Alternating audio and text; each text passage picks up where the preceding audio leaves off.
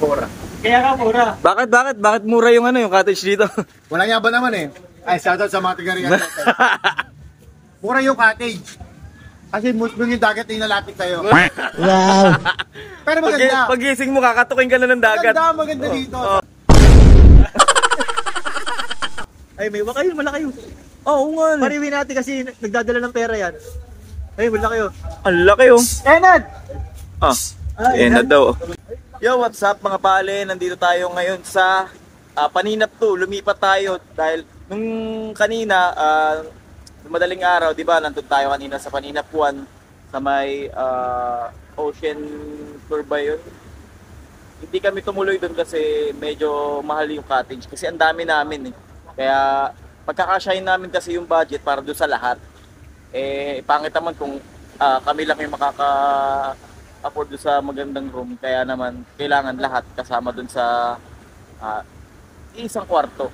Kaya kinuha na namin yung malaki, mura. Saan yung wak? Yun, uwak kayo no? Ayun. Pero wag ito. Ayun yung malapit na uwak eh no? Dito yan. And tara, punta natin sina Utol Enad mo. Oh, si Mr. Longbam, umaga. Nagigising lang ni Mr. Longbam guys oh. Ayun, sikat na sikat yan guys. Baka hindi nyo pa makilala yan ha. Mr. Longbam yan. Saktong-sakto yung swimming namin guys oh. May unos. Tara, punta natin sila Utol Enad mo. Nandito sila sa taas. Ayun, si Utol Enad mo. Gising na boy. Yan, tol. Kamusta ang outing mo na bumabagyo? Maganda kasi yung plano talaga eh. Oo. Maganda yung plano, tol, talaga. Ganda yung plano, kasama ka sa paglipad ng plano. Wala kang ano eh, wala kang Sa paglipad ng plano. wala kang ano eh, wala kang Sa paglipad ng plano. wala kang ano eh, wala kang ambon eh. Walang kaambon-ambon. Oh. Wow, Wala kang kaambon-ambon, tol. Pero may alon.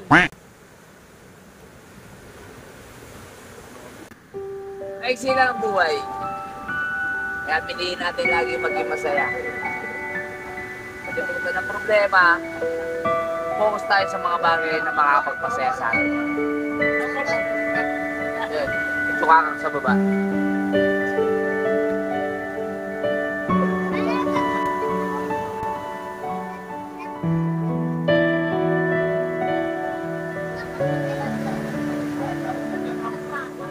At ayun, si Kuya Enchong nyo.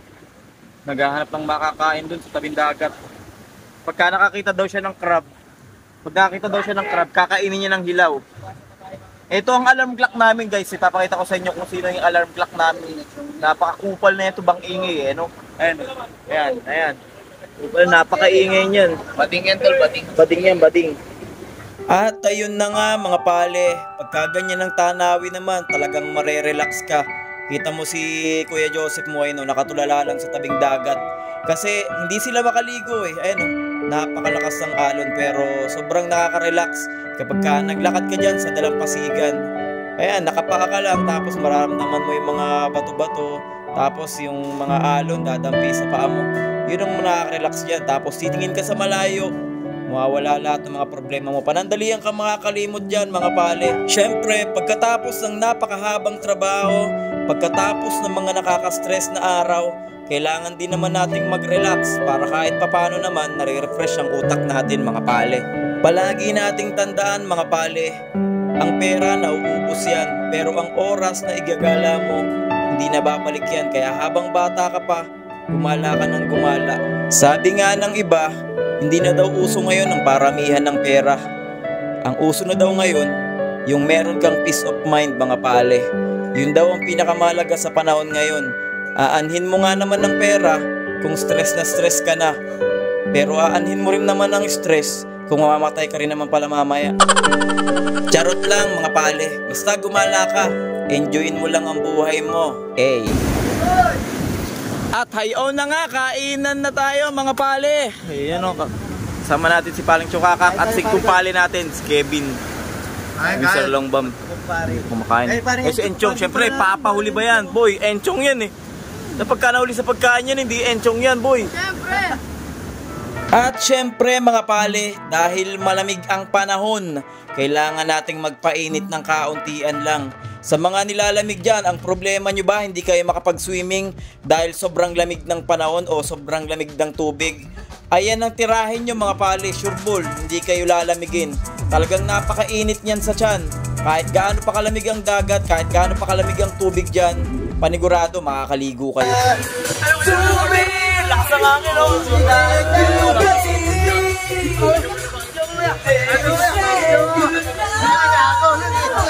Yeah! Woo!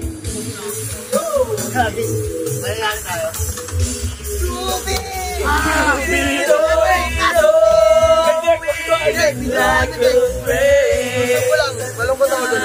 Sige, tara. I-videoan ko daw siya na malungkot. Eto mga pali, panoorin nyo. Sabi kasi ni Kuya Joseph mo, videohan ko daw siya na malungkot siya sa tabing dagat. Ang lungkot-lungkot. Tamang upo lang dito sa may kabilang alon. Nakaupo lang pala ako dito sa may mga bato habang hinahaplos ako ng mga alon. Napakalungkot ko guys. Tingnan nyo, napakalungkot ko talaga. Habang umuulan, tapos hinahampas ako ng malakas na hangin. Diba guys, napakalungkot ko talaga guys. So, panoorin nyo ako. At yun nga mga pale, sa hindi inaasahang pagkakataon. Ayun, hindi nabuksan ang sasakyan ni Winlap, naiwan yung susi sa loob. Pero syempre, kasama naman natin ito. Sigat na karnaper dito sa Pilipinas. Wow! Kaya, wala tayong problema. Wala tayong dalawang option. Dalawang option. Una. Okay, ayos. Pero, syempre, Mag-live ka, tangi. wala nga data eh. Pero syempre, ang ambag lang dito ni Enchong, wala lang, kumain lang. Ayan, sinusubukan nilang buksan dito sa kabilang pinto. At dito din sa kabilang pinto, sinusubukan nilang kumain. Wow! Akala ko nagbubukas ka ng pinto. Bukas ako ng pagkain. Pagkain pala binuksan, hindi yung pinto. Man, pinto. At ito naman si Bobong, tamang pasikat lang sa gilid, oh. Ang hirap. Uy, talagang effort na effort yan, boy. Ang galing mo pala dyan Hindi ko alam Dito sa part na to mga pale, naisipan nila na hilahin na lang pababa yung salamin at baka sakali mapwersa na maibaba para naman masundot yung lock dun sa may pinto. Pero dahil poured yan mga pale, sobrang taas ng security niyan. Man, hirap ng hirap ng ginagawa mo, pre. Oy, wala naman. Piling kasali. Oh. Dito sa part na to mga pale, hindi na talaga nila mabuksan, kaya naman kailangan na nating tumulong. Let's go! Boss, tumutulong ako. Oh, anong ginagawa? Oh, iba yung... Wow! Yan ang sinasabi ko sa iyo ha? Anong ginagawa? Parang may nangungupal lang. Yan mo, yung tao yung binababa.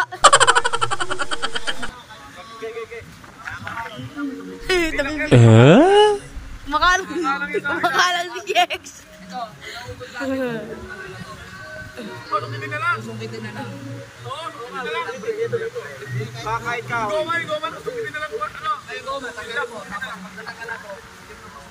Ang galing mo!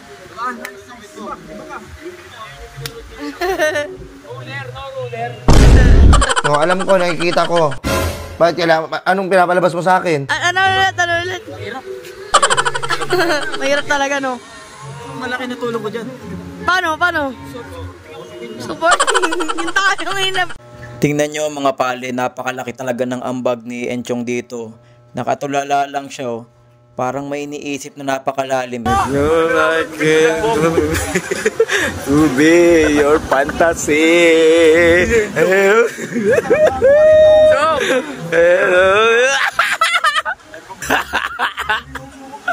Natutulala si Enchong.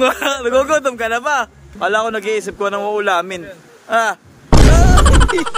Dito sa part na to mga pale, hindi talaga namin tinantanan hanggat hindi namin nakukuha yung susi sa loob. Abay syempre naman kapag hindi namin nakuha yung susi sa loob, hindi naman kami makakauwi. Ang dami-dami namin dyan, walang sasakyan si Enchong, oh, napakabigat pa naman netong batang ito. Pero syempre mga pale, wala namang imposible kapag nagtulungan ng magbabarkada. Talagang hindi yan tinantanan mga pale hanggat hindi nakukuha. Pero syempre sa awa ng Diyos, ayun, nakuha naman yung susi sa loob. Pinuwersa na namin para maibaba yung salamin dyan sa may passenger at para masungkit yung lock ng pinto doon sa loob. Talagang kumpleto ang mga pangyayari no. Nagpunta kami dito para magsaya. Pero syempre, hindi lang naman puro saya ang kakaharapin natin dyan mga pale. Kapag ka merong saya, automatic yan, meron niyang hirap. Kaya pinaghirapan muna nating makuha yung susi sa loob para naman dire-diretso na ang kasiyahan natin kapag ka tayo ay naglalangoy na dyan sa tabing dagat.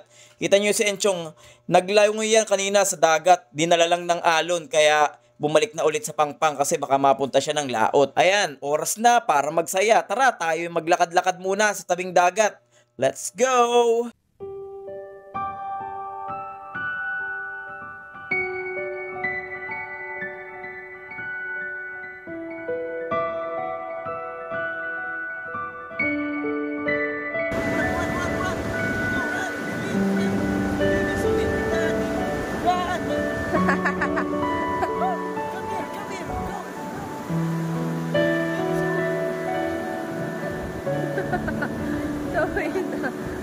Naninigas sa lamig eh.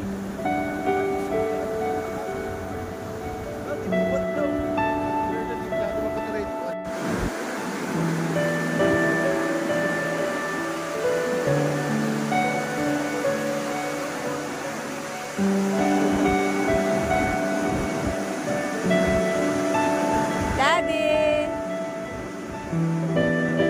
Ate! Hi!